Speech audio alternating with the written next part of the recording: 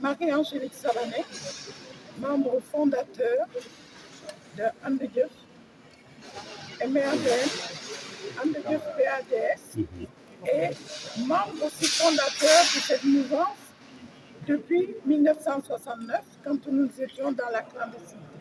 Donc, au même titre que mon mari Andegef Savané et tous les autres, je faisais partie du petit noyau qui a lancé cette mouvance dans le dernier trimestre de 1969. Nous revenions de France en tant qu'étudiants et nous avions fait mai 68 à Paris et nous étions rentrés pour faire la révolution au Sénégal.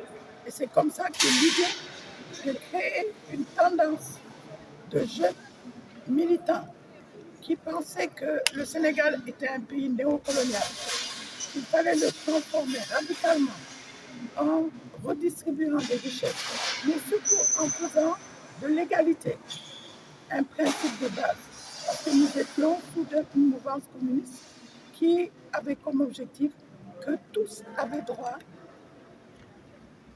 aux ressources du pays, que ce soit les ressources naturelles, que ce soit les ressources humaines. Voilà un peu l'origine de ce mouvement. Au départ. Des élections à venir? Non, à l'époque, on ne parlait pas d'élection. À l'époque, il y avait un parti unique. Il n'y avait pas d'autres partis. Et notre lutte, justement, c'était de lutter pour les libertés démocratiques. Nous avons été un des premiers partis qui a été pratiquement rayé de la liste parce qu'on publiait un journal qui s'appelait Kharibi la lutte clandestin. À l'époque, ce n'est pas des journaux comme vous voyez, c'était des journaux renéotypés qu'on distribuait clandestinement sur toute l'étendue du territoire. C'est pour ça tout à l'heure, dans le discours de Landing Savané, il disait la discipline que cela exigeait, le sens de l'organisation. On devait dire, par exemple, dans 4 jours, le journal doit sortir à minuit sur toute l'étendue du territoire. À l'époque, certains d'entre nous, on était suivis par la police. Par exemple, nous, on habitait aux allées du Centenaire, puis à Gibraltar. Il y avait un policier devant chez nous tous les jours. Quand on sortait, quand on rentrait, il savait, etc. Donc, il voulait savoir qui pouvait publier dans ce pays qui était quand même assez contrôlé, un journal qui paraissait régulièrement et personne ne savait d'où il venait. Parce que quand on disait dans 4 jours, les camarades, chacun d'entre nous avait un sac. Certains allaient vers le sud, ils allaient à Kaolack, à Thiès, à Saint-Louis, à Tambacounda, à Bakel, à Matam, etc. L'ensemble du pays, des grandes villes du monde, étaient couvertes.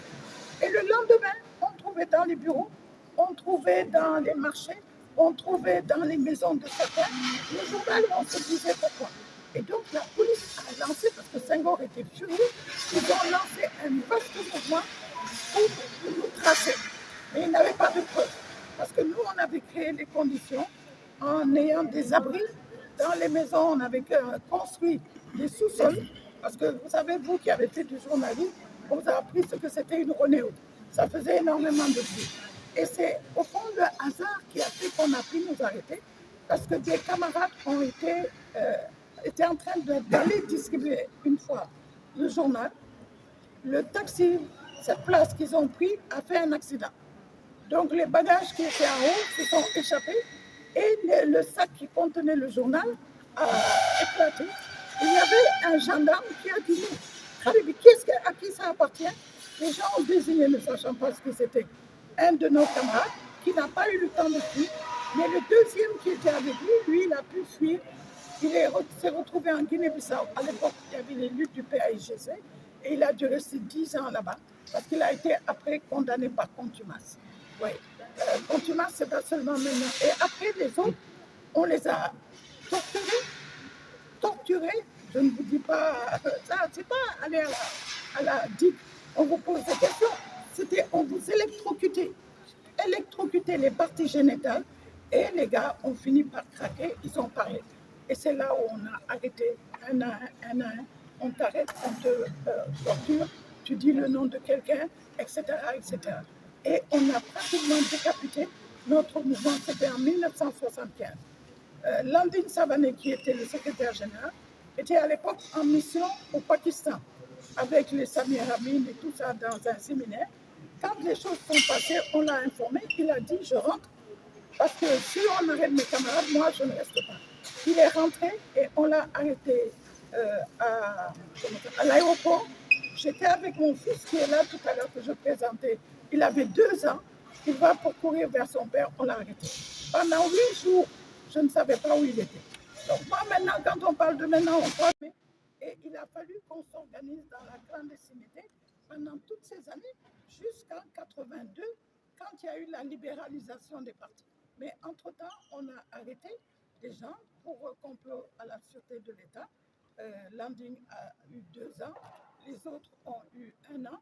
Et c'est quand ils ont voulu créer une ouverture avec la création des 4 courants politiques, et dont Maître Ouad, que Senghor a envoyé des émissaires pour négocier pour que nous, on soit le 4e courant extrême gauche.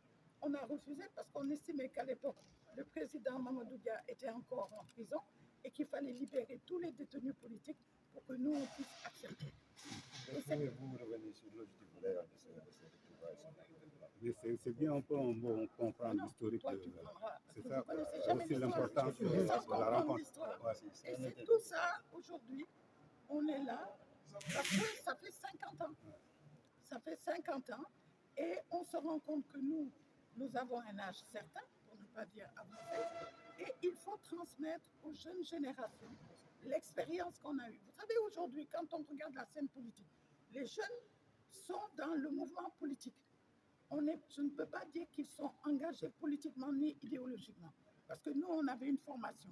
Ce n'était pas n'importe qui pouvait rentrer, parce que pour rentrer dans un parti clandestin, il fallait comprendre un minimum et surtout accepter la discipline où tu te caches quand tu sors de chez toi, tu dois faire le tour de combien de pieds avant d'arriver à ton lieu de rendez-vous, parce que la police nous suivait. La police essayait de savoir qui nous étions. Moi, je travaillais pour une revue. J'étais rédactrice en chef d'une revue qui s'appelait Famille et Développement. Et j'étais publiée dans 24 pays africains francophones. Mais ils venaient tous les 2-3 semaines, ils venaient dans mon bureau, fouiller, etc. Ils m'ont arrêté plusieurs fois, alors que c'était une organisation internationale, pour aller au commissariat de police. À l'époque, la DIC là, se trouvait en haut du commissariat central. Ils me gardaient pendant 2 heures, de nuit. La nuit, on m'emmenait avec les prostituées, sans me dire exactement ce qu'on me reprochait. Ils ne pouvaient rien me reprocher, ils n'ont pas trouvé. Ils venaient chez nous, ils fouillaient les livres, les cahiers, les plein de livres, pour essayer de trouver quelque chose qui les oriente vers le journal clandestin qu'on publie, etc., etc. Pour mon travail, je vous dis seulement les formes de répression. À un moment, ils ont confisqué mon passeport. Et je peux dire, je fais partie des femmes qui ont permis qu'on autorise les femmes à voyager sans l'autorisation de leur mari. Parce qu'à l'époque, une femme ne pouvait pas quitter le territoire national sans l'autorisation du mari. Quand ils ont arrêté Landing Savané, mon mari qui était en prison, moi je dois effectuer des missions de professionnels. J'ai été voir Jean Collin, qui était ministre de l'Intérieur. Je lui ai dit, vous mettez mon mari en prison, vous voulez me couper la gauche, ça veut dire que je ne peux plus travailler, je ne peux plus m'occuper de ma famille, etc. Il m'a dit non, c'est le président Senghor. J'ai dit oui, mais comment on peut prendre mon passeport? Je dois voyager, je dois faire ceci, etc. Et surtout, comment je vais obtenir l'autorisation de mon mari? Et c'est comme ça, pour la première fois, ils ont autorisé une femme à voyager sans la signature. Et par la suite, ça a été une revendication des femmes. On nous a permis maintenant, les femmes voyagent normalement sans qu'on demande l'autorisation du mari. Donc, on a eu toutes ces contraintes-là qui faisaient que la rigueur, la discipline, le sens de l'organisation était tel que seul peu avaient accès. Mais on avait des mouvements de masse. Hein, les ASC que vous voyez là, on a été très actifs. Sinon, on a créé des ASC dans la plupart des communes telles qu'elles existaient. Le mouvement Sport et Progrès, avec beaucoup de militants du sport, comme Jo Diop, etc., qui étaient là. Les femmes ont créé des associations de femmes dans les quartiers, nous faire des débats, des débats, etc., etc. Donc c'était toute une période où, parce qu'il n'y avait pas l'accès à l'information, les libertés qu'il fallait, on était obligé de trouver des moyens. Et c'est cette pression qui a amené Senghor d'abord à l'ouverture démocratique, puis ensuite Abdou Diouf à l'ouverture totale, qui a permis qu'on est devenu un parti légal à partir de 82. Voilà un peu l'histoire de Andrieux, mais ça a été de 69 à 82, des difficultés, des tortures, des séjours de prison, des gens ont fui pour aller dans les pays environnants, etc., etc. Et dans le même temps, on a soutenu malgré tout beaucoup de camarades des autres pays d'Afrique, que ce soit le Mali, que ce soit le Burkina Faso. C'est comme ça que nous avons eu des liens avec le président, le capitaine Thomas Sankara, qui était un ami personnel, à qui j'ai parlé jusqu'à 2 jours avant sa mort. Il m'a appelé pour me dire qu'il y avait des difficultés et tout ça.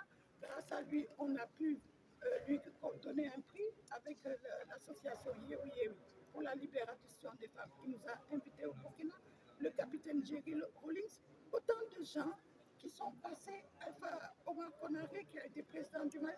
Tout ça, c'est des gens que nous avons aidés ici au Sénégal parce qu'on les a recueillis au moment où la répression était trop forte parce que dans leur pays, c'était des régimes militaires. Ok,